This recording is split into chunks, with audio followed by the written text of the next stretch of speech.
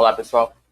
Nessa videoaula a gente vai ver mudanças de parâmetro em curvas paramétricas. Tá? Então, para a gente entender o que é isso, né, e que diferença isso faz no nosso estudo de curvas paramétricas, como elas descrevem o deslocamento de objetos ou partículas no plano, vamos olhar para essas funções vetoriais aqui. Vamos pensar que a gente tem 4 partículas que se deslocam no plano de acordo com essas funções vetoriais aqui.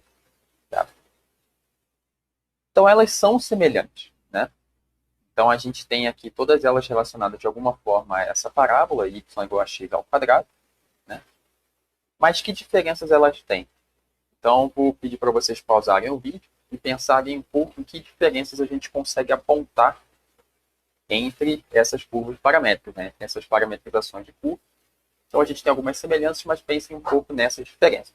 Tá? Então, pausem o vídeo e a gente já dá continuidade discutindo isso aí. Bem, então vamos primeiro às semelhanças. Focando aqui nas duas primeiras curvas paramétricas, né, a gente tem t e t ao quadrado como funções componentes, e na segunda curva t sobre 2 e t ao quadrado sobre 4. As duas curvas satisfazem, né, essas funções componentes satisfazem, nos dois casos, y igual a x ao quadrado. Ou seja, a gente tem, em ambos os casos, uma curva, um deslocamento sobre a parábola y igual a x ao quadrado. E a gente também tem uma coincidência de pontos iniciais e terminais. Né? Ou seja, para t igual a zero, a gente tem um ponto inicial 0, 0 na primeira curva, e para t também igual a zero, a gente também tem 0, 0 aqui. E os pontos terminais, definidos por t igual a 1 e t igual a 2, respectivamente, eles fornecem o ponto 1, 1 em ambos os casos. Tá? Então, as duas curvas paramétricas fornecem, né, descrevem um deslocamento que se inicia na origem e vai até o ponto 1, 1 nessa mesma orientação nos dois casos. Mais uma diferença que a gente consegue identificar já aqui é esse intervalo de domínio para a variável t. Certo? A primeira curva vai de 0 até 1 e a segunda curva vai de 0 até 2. Então, se a gente interpretar isso como sendo a posição x, y em função de uma variável tempo t, que pode estar em minutos, ou em horas, ou em segundos, a gente vê que essa segunda curva, ela leva o dobro do tempo para percorrer essa mesma trajetória, quando comparada à primeira curva. E isso vai ficar claro nessa animação a seguir. Então, aqui nesse GIF, a gente tem a curva y igual a x ao quadrado, né? Então tem uma diferença de escala nos eixos, mas essa é a curva y igual a x ao quadrado.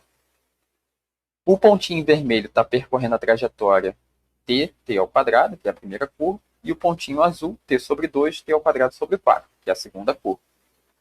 Aqui tem um pequeno intervalozinho descrevendo a variável t, que nessa animação eu deixei de 0 até 2, em ambos os casos.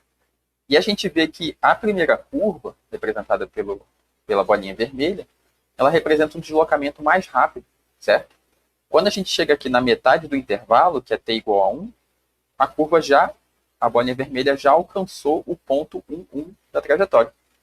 Né? E quando a gente chega em t igual a 2, essa bolinha vermelha ela já está lá no ponto x igual a 2 e y igual a 4, lá no final desse trecho de parábola aqui.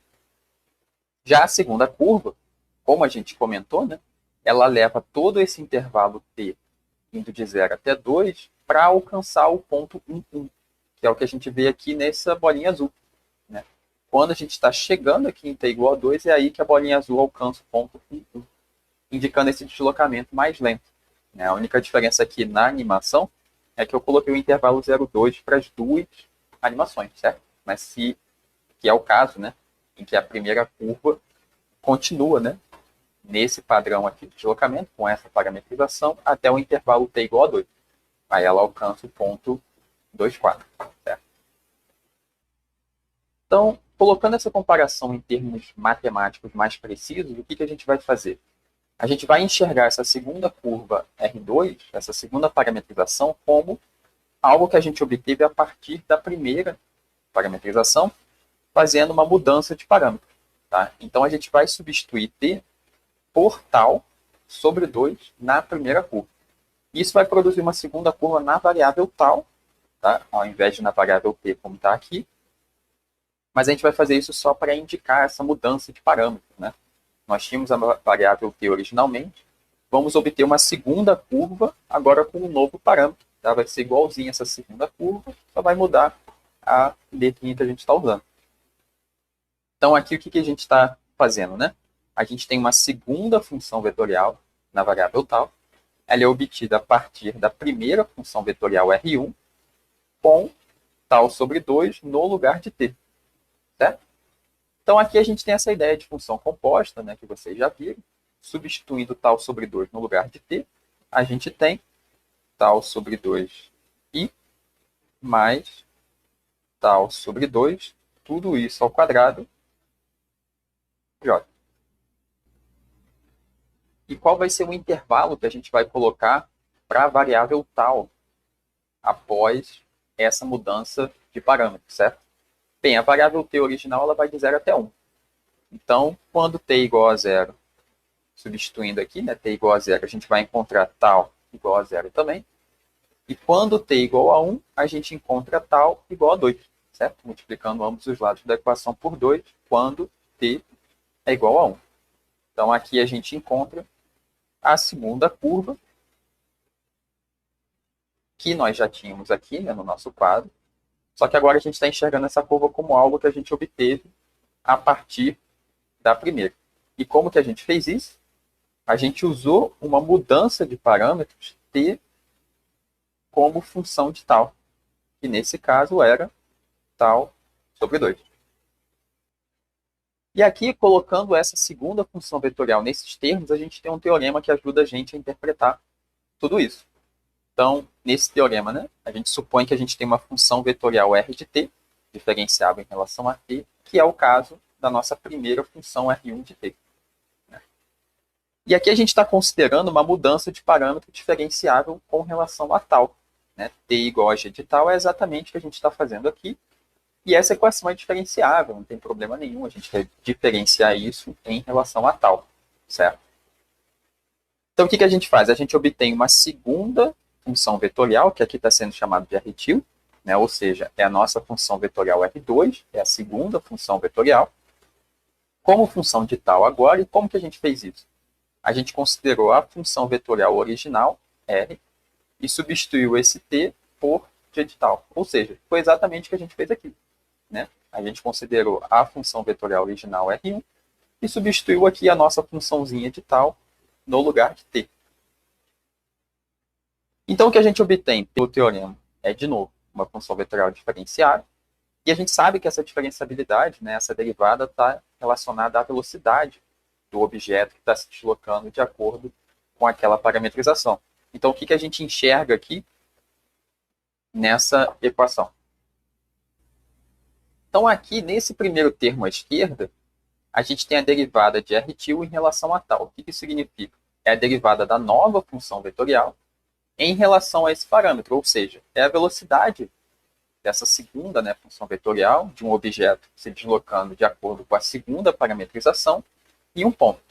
No nosso caso aqui, a gente está falando de do vetor velocidade em um ponto dessa trajetória R2, né, desse deslocamento R2. Aqui a gente tem dr dt, que é a velocidade da função vetorial original em um ponto. No caso do nosso exemplo do quadro, aqui a gente tem a função vetorial original, que é R1. E aqui o que aparece nesse termo? dt de tal. É a derivada de t em relação a tal. Se a gente derivar isso aqui em relação a tal, a gente encontra meio. Então, o que esse teorema está dizendo? Né? Dentro desse contexto todo, nesse caso específico, a velocidade de um objeto se deslocando de acordo com a primeira parametrização se relaciona com a velocidade do objeto na segunda parametrização por esse fator de meio. Né? Ou seja, a velocidade do objeto em cada ponto da segunda trajetória é igual à metade da velocidade do objeto que se desloca de acordo com a primeira parametrização. Então, aqui a gente vê que a gente consegue percorrer uma mesma trajetória, né, uma mesma estrada, por assim dizer, com diferentes deslocamentos, com diferentes padrões de velocidade, e a gente consegue relacionar isso tudo com mudanças de parâmetro, e esse nosso teorema aqui das notas de aula.